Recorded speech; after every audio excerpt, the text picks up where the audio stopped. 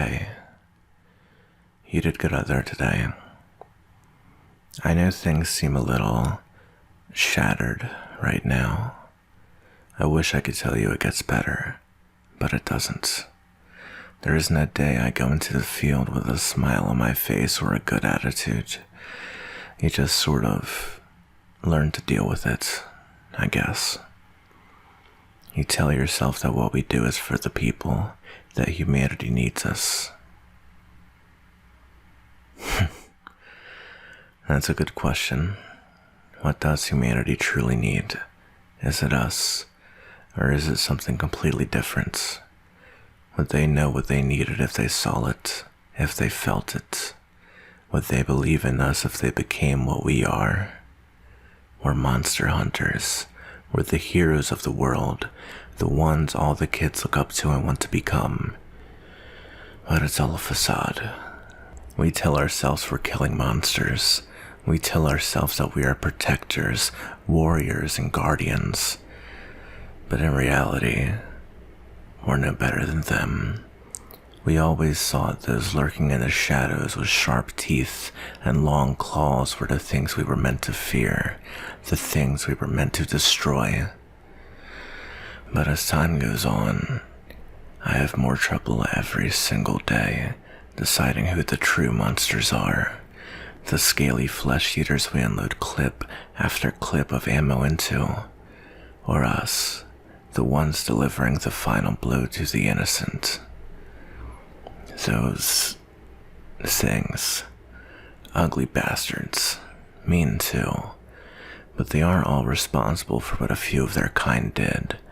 When we discovered that monsters are more than mere fiction, when we first interacted with them, we did what we knew best. We conquered what we feared. That's what humans do. Subject 1, the first monster that ever reached out to mankind. The first monster to try to reason with us. We locked him up, strapped him to a table, and injected him with needle after needle. We put him under the knife, removing body parts to see if they would grow back, giving him addictive drugs to see how it would affect his species. Why did we do it? Why were we so brutal? It's because he was a monster. He never hurt anyone. He was peaceful and docile, and we tortured him. But of course, it was all in the name of science, or whatever bullshit we told ourselves. Then we were surprised when more of his kind revealed themselves to us, only they weren't as friendly as Subject 1. They were a lot meaner. They were ferocious. Can't say I blamed them. If someone took one of my friends or family members and cut them up, drugged them, injected them with every chemical known to man, can't say I'd be happy either. I'd kill any and everyone I knew was involved. But that was it. That's when monsters and humans truly became enemies. And now our task force is in charge of keeping the monsters at bay, which basically means we're glorified murderers. We tell ourselves we're protecting people by killing those vile, scaly beasts, but really, we aren't so different. They have families. They feel pain, emotion. The only difference is that they wanted peace. They wanted us as an ally.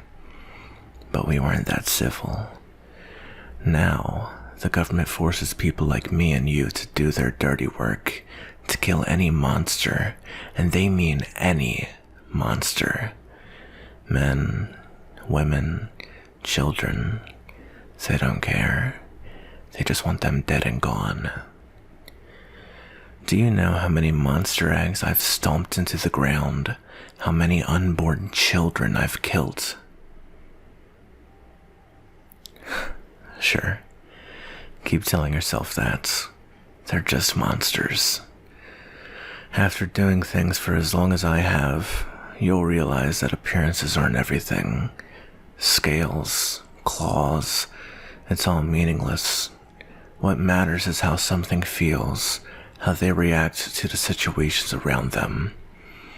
I've heard the blood-curdling cries of the female monsters as I've stomped on their eggs, their babies. I've fought the rage-induced males whose families I've slaughtered. This isn't a game, and they aren't just target practice. They aren't the true enemy. And someday, you'll realize that.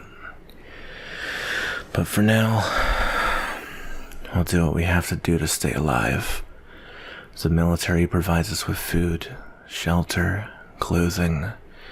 In this world, we're living like royalty. I suppose when the time comes, we just have to make the right decision, and we better hope to hell that they forgive us.